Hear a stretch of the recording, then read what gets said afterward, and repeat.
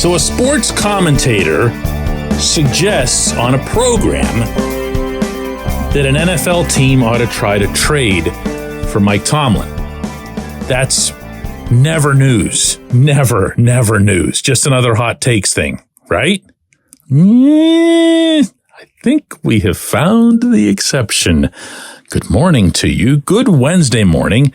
I'm Dejan Kovacevic of DK Pittsburgh Sports, and this is Daily Shot of Steelers. It comes your way bright and early every weekday. If you're into hockey and/or baseball, I also offer daily shots on the other two teams I cover in town, the Penguins and the Pirates. Jay Glazer of Fox Sports was the one who made this suggestion on a program yesterday.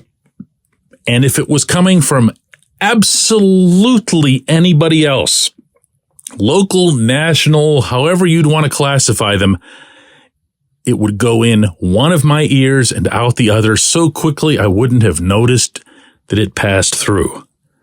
Glazer is different. If you've been listening to this show for any amount of time, I've shared with you stories about how tight Tomlin and Glazer are. They are legitimate friends, using that in the proper context. Not just that they have a nice professional relationship and he likes Glazer's questions better than other questions. They are actual friends. When Glazer comes around to training camp or to practice, he's not put into a place with other media like myself. He is afforded the freedom to walk the fields. He goes riding in the cart with Tomlin and Latrobe. And way more significant than any of that, when Glazer reports something related to the Steelers, some sort of hot exclusive or whatever, invariably it's something that Tomlin ends up making as a point himself, I don't know, a week or two later. This reminds me of back when there was a big fuss over Casey Hampton being out of shape. You know who it was that reported it? Glazer. You know who wanted it out there? Tomlin, because he wanted to get Big Snack closer to the fitness level that they felt he needed. That's happened a bunch of times. It actually becomes something of a running joke anytime any of us who regularly cover the team here in Pittsburgh will see Glazer show up. We're like, okay, here it comes. Something is going to be reported. It's going to have everybody buzzing, and we're all going to know where it originated. So to be honest, I've been kind of waiting for something through all this recent negativity or even the Matt Canada fuss to make its way through Tomlin's personal megaphone. And it took a while, but here it is. Here it is. And let me read it to you verbatim, what was said on this program by Glazer. "I'm telling you," the man began, "if Mike Tomlin was available, teams would be lining up. Even if he's not available yet, teams should be calling, trying to trade for Mike Tomlin. Hey, Washington, he's from Virginia. Perfect. I'm at least giving it a shot. I'm trying for it. You gotta swing away for a guy like that if he's on the hot seat." End quote. Wait, what? Hot seat? Who said anything about Tomlin on the hot seat other than his only actual friend in the media? The guy he's used as a conduit for many, many years. Hot seat. What is that all about? Now, if you want to take the Washington concept and really run with it, it's not hard. Ron Rivera's not going to keep his job. Commanders are 4-9. They really stink. And Rivera hasn't gotten it done there at all. I mean, he's had his share of feel-good stories and so forth, including his own related to his health. But the best he's done was to make the playoffs in 2020 with a 7-9 team. Taking this further, Josh Harris, the multi-gazillionaire who put together the group that took over the Commanders whenever Daniel Snyder was thrown out onto the street, he was a minority owner with the Steelers, meaning he held a minority stake, less than 5%, that he now has to, of course, divest since he's going to be the principal owner of the Commanders. But his less than 5% was something in the range of $200 million. You put $200 million into something, chances are pretty good that you believe in it and its way of doing things, its processes, its standard. So it wouldn't be much of a stretch on my part to say that Harris has a fondness for Tomlin and the Steelers' way of doing things. It all makes sense. And as I'd mentioned to you last week, the trade concept, regardless of who the other team might be, makes way, way, way more sense than some sort of outright firing. Why would you just tell Tomlin, hey, go away after 17 years? I don't believe Art Rooney's going to do that. I don't believe Art Rooney would even think like that. Talk about friends. Rooney and Tomlin are friends. Gotten to know each other over a big portion of their mutual lives together. But if you get yourself a high draft pick back, the way the Saints did in sending Sean Payton to the Broncos for a first rounder and a swap of second rounders, which, by the way, has really, really worked out to the Broncos' benefit, then the whole thing just looks a lot better.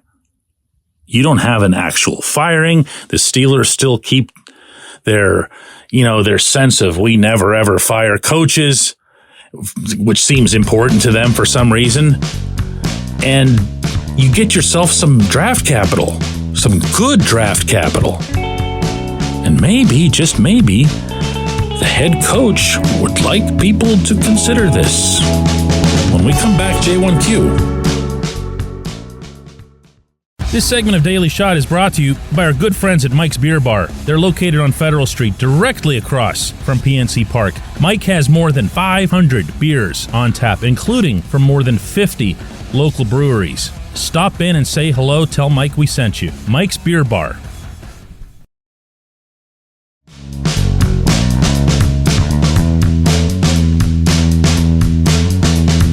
Today's J1Q comes from JC, who says, DK, since we saw Mike Tomlin bench Chooks Okorafor earlier this season, is there any possibility that he would bench Deontay Johnson or George Pickens?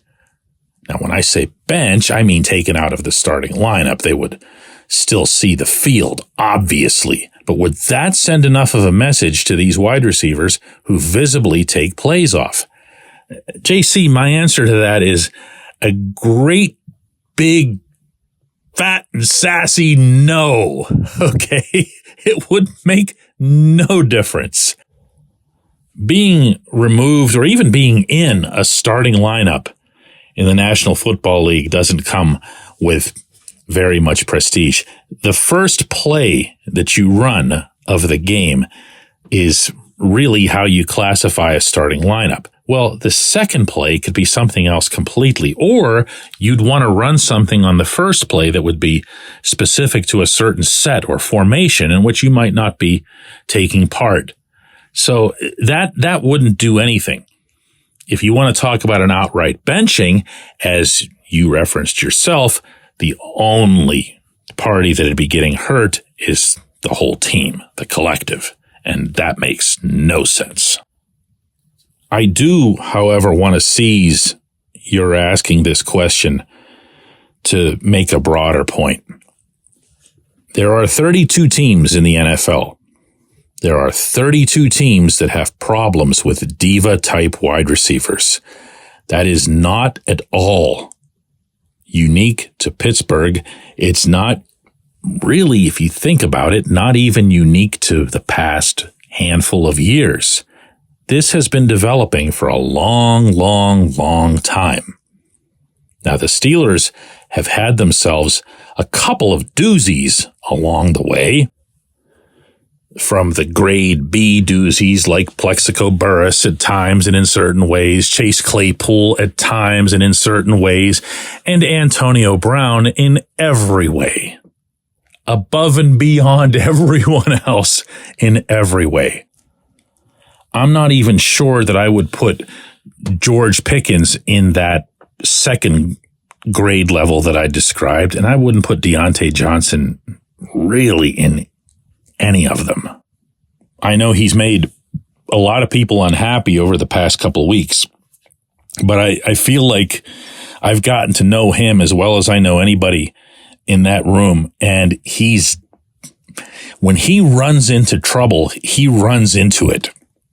He doesn't go looking for it. I don't know if that would make any sense to you. I feel like when Pickens goes storming off the field and starts up a cuss storm against whoever happens to be the offensive coordinator, he's looking for it. Deontay will just run into something that's not necessarily the greatest idea and then not do anything about it, and then kind of try to defend himself afterward. But if you think that there's some magic formula or some sort of discipline that can be administered here that'll make everything just A-OK with not just George, but wide receivers as a whole, they're almost all like this. It's cultural in the truest sense of that term.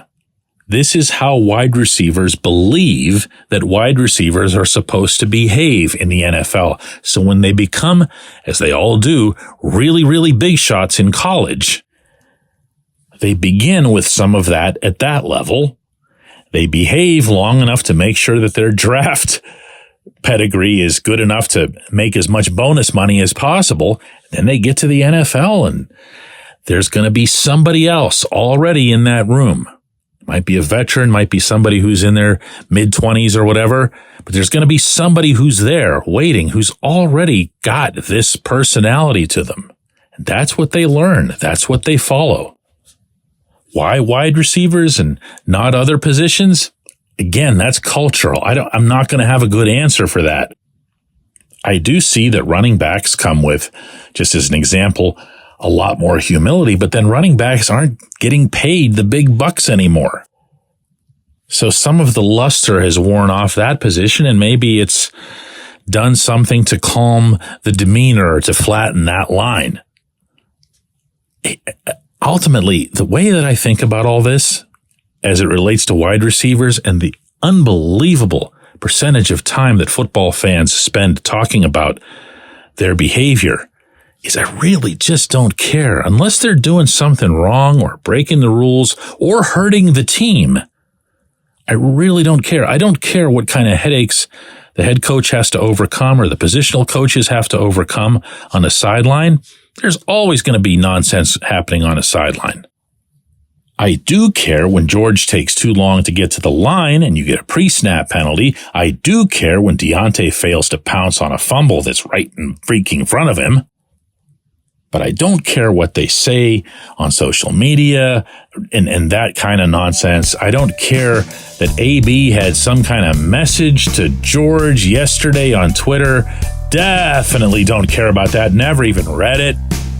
But I'm going to bet a lot of other people did. I appreciate the question. I appreciate everybody listening to Daily Shot of Steelers, and we're going to do another one of these tomorrow.